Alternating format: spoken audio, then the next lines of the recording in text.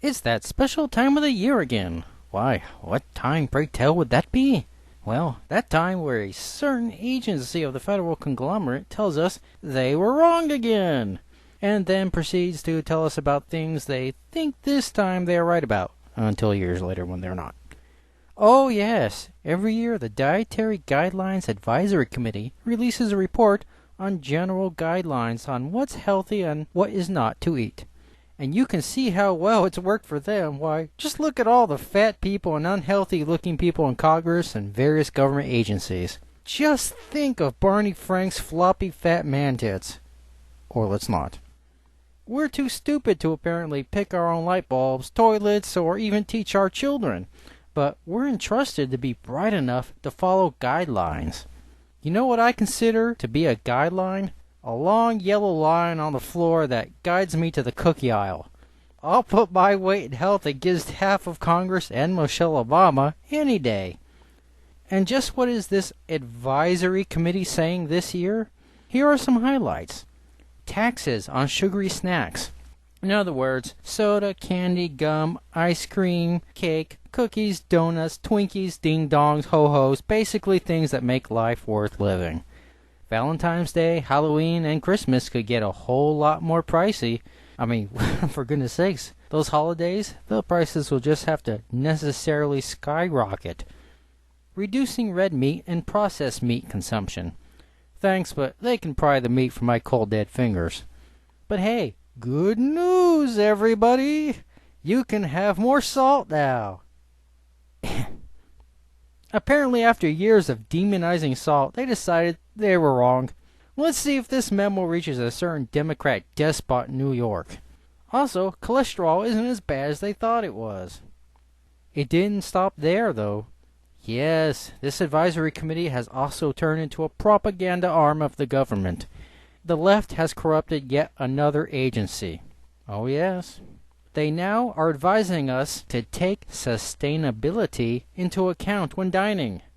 Yeah, I'll hop right on that. The only time I worry about sustainability when eating out is if Golden Corral can sustain the number of bread rolls I plan to consume while there. Oh, get this. They also are advising a plant diet that the report says has a less environmental impact. If I tried, I couldn't harm the planet as much as Al Gore does in a year. And judging by the sex poodle's stomach, I don't think he's taking into account any impact. But that wasn't all. I left the most damning thing for last. The report is pushing the hoax called global warming, currently going under the moniker climate change. Next thing you know, the report will be telling us about the amazing advice from Muslims and their contribution towards dieting. Little known fact, Muslims have the fastest known way of losing weight, an astonishing 8 pounds in mere seconds. It's called beheading. There are certain keywords, phrases, and agendas that, when mentioned, are warning bells. You're dealing with a dimwit leftist who can't be trusted. And when I say dimwit, it's because they banned brighter incandescent bulbs. Some of you found that funny, some of you didn't. Today they advise us. Tomorrow it will be forced on you. 25 years ago, the refrain was, "Nobody's going to tell you what to eat, laugh out loud." 15 years ago, people were proposing just that. 10 years ago, this same group of wannabe despots was seriously suggesting the government needs to do just that.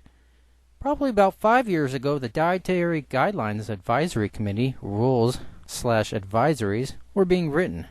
Get used to calling them rules. That's what we'll be fighting soon. So, what's it going to be 5 years from now? I strongly suspect the Fedzilla will be strongly suggesting what you should or should not eat, lest losses in healthcare occur or taxes/fines, depending on how they propagandize in court, are levied against you.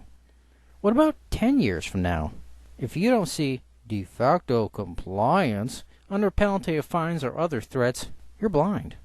The trajectory of our freedoms and liberty under a tyrannical government, soft or hard, is down towards despotism. It's never up. Unless you're the ruling despot, in which case it's okay to be a fat dickless bastard like Castro or Kim Jong-un did. Obamacare tax is already in place. Maybe you all forgot, but it was passed essentially with blank pages. I brought that up one time online, and people had mind shits about it. There's no blank pages. Laugh out loud. You see, many rules and regulations it provides for were not written at the time of its passing, and many pages have a line that dictates the Director of Health and Human Services shall determine what's missing. That's right, backdoor non-congressional lawmaking. Remember when Pelosi arrogantly told us we'd have to pass it to find out what was in it? Well, they passed the go-round voluminous thing, and we still don't, and can't, know what's in it. Who gets to decide what is healthy and what is not healthy to eat? Certainly not us. Who gets to decide what will and will not be taxed? Certainly not us. Who gets to decide whether we are punished with fines/taxes for non-compliance? Certainly not us. Oh, and who gets to decide if you are fat or not? Worried yet? They call all of these shots. There's nobody to appeal to and no way to vote them out. If you don't like it, tough. You have no political or legal recourse. The Supreme Court has already set the precedents for forcing a citizen to purchase a service. So by that token, why couldn't they deny you? After all, they already codified Obamacare tax, which sets the law. Republicans could repeal Obamacare tax right now with a rule change and a veto-proof majority, but Boehner, and the establishment refused to. You know, I don't think happy hour is going to be legal another decade from now. Just saying. Let's say you don't think you're overweight or obese, but the government's body weight mass index says you are in some amount or another. This does happen. You know you're not. Your doctor knows you're not, but the one-size-fits-all government fat panel says you are, and you are required to lose a certain amount and maintain the new weight. You try to explain the problem, but there's no one to appeal to. Your doctor exam indicates you've not dropped the weight. You receive a letter indicating that if you do not comply, certain benefits will be denied, your insurance rates will necessarily skyrocket, and the IRS sends a letter informing you of possible financial punishments, which may also be retroactive. Now what? By the way, all you lesbians out there, the government has spent several hundreds of thousands of dollars in at least 2 studies trying to find out why so many lesbians are fat and why so many drink heavily. Surely they wouldn't target and crack down on you, right? A powerful, centralized, hard or soft tyrannical government is an equal opportunity oppressor. It doesn't care about your age, sex, ethnicity, skin color, political leanings, religious beliefs, or sexual orientation. And much like a black widow spider, history has shown they'll eat their mate. The federal government, or Fedzilla, is the only one that's allowed to be big and bloated. Oh, you can kiss Fatties United goodbye, too. All these people on the left trying to get votes, decrying the government stay out of your bedroom, seem to never have any quarrels about wanting the government to regulate what's in your belly, which is often in the bedroom. Even if they themselves, much like the mayor/celestial satellite Leroy Comrie, are big fat guys. It's hard to understand, but fat people will point to and make fun of other fat people for being fat. Huh?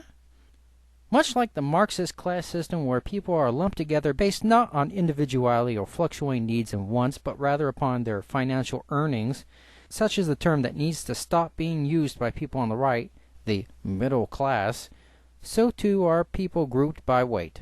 Fat, obese, morbidly obese, etc. And while the difference between these and the class system is that such weight terminology does serve a legitimate role in differentiating between different body fat sizes, like the class system, the government abuses said information for more control over your life and yet more societal rejiggering. There's always an excuse to use more of your money and claim there's never enough. There's always some social project they feel they are not only qualified, but wanted to address. By the way, they can force you to eat as they see fit, rule you with a bill that has at least 2 death panels. Why couldn't they tell you to not have a child because of statistical birth defects? Why couldn't they strongly suggest you abort? Or deny coverage for a troubled baby? Ration, baby, ration. But let us say you don't care, for whatever reason, and you intend to eat whatever you damn well want. Like Michelle Obama, do as I say, not as I do. And let us also say that you avoid weighing in at the doctor. Could you get away with the freedom of food choice? I know you're thinking, what kind of weird conspiracy theory am I going to put forth? Well, considering the IRS has said it might fly helicopters around to see what you got in your backyard that you can't afford to and catch you, like Socialist France is, and Google Mail, Gmail, is screening emails and reporting sexual offenders, I assure you, a very plausible one. By the way, more in another article on Gmail at a later date. With that in mind, how do you propose to get away with it? Well, first you got to buy sugary products. You think you can hide it from them? Let's look at where technology is now and where it's headed.